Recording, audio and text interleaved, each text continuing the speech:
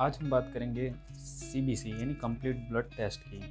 यह टेस्ट क्या होता है, क्यों होता है, नॉर्मल वैल्यूज़, एबनॉर्मल वैल्यूज़ के बारे में आगे हम विस्तार से समझेंगे।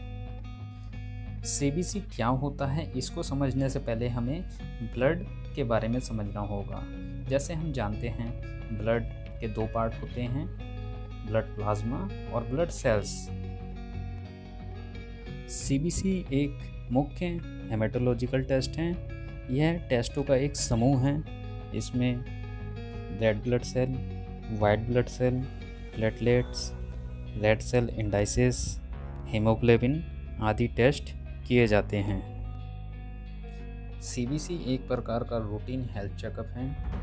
पेशेंट में कमज़ोरी, थकान, बुखार, सूजन होने पर doctor infection, inflammation, anaemia, cancer, leukaemia, auto immune disease, bone marrow failure का पता लगाने के लिए इस टेस्ट को रिकमेंड करते हैं।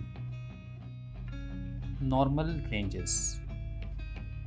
Number 1, RBC count. RBC blood में सबसे ज़्यादा पाए जाने वाले सेल्स होते हैं। मेल में 4.3 से 6 मिलियन माइक्रोलीटर, फीमेल में 3.8 से 5.5 मिलियन पर माइक्रोलीटर, बच्चों में 4.0 से 5.5 मिलियंस पर माइक्रोलीटर पाए जाते हैं। सेकंड, हीमोग्लोबिन, जिसको एचबीवी कहते हैं। यह आरबीसी में पाए जाते हैं जो ऊतकों तक ऑक्सीजन के ट्रांसपोर्टेशन का काम करते हैं। मेल में 13.2 से 16.2 ग्राम पर डीएल, फीमेल में 12.0 से 15.2 ग्राम पर डीएल और चाइल्ड में 11 से 15 ग्राम पर डीएल होता है। Number 3, tag cell volume, TCV, जिसको हेमेटोक्रिट भी कहते हैं। ये रेड ब्लड सेल्स द्वारा किए गए कब्जा का माप होता है। इसे प्रतिशत में व्यक्त किया जाता है। मेल में 40% टू 52%, फीमेल में 35% से 46%, चाइल्ड में 30 से 43% होता है। Number 4, mean corpuscular volume, MCV. एक रेड ब्लड सेल के औसत आयतन को एमसीवी कहते हैं। मेल में 82 से 102 फेम्टोलीटर, फीमेल में 80 से 100 फेम्टोलीटर होता है। नंबर 5, मीन कॉर्पस्कुलर हीमोग्लोबिन यानी MCH। एक रेड ब्लड सेल के औसत हीमोग्लोबिन को MCH कहते हैं। यह 27 से 34 पिकोग्राम PG होता है। Number 6, mean corpuscular haemoglobin concentration, MCSC। Red blood cells के दिए गए आयतन में हीमोग्लोबिन कंसंट्रेशन को MCSC कहते हैं। यह 33 से 35.5 ग्राम पर डीएल होता है।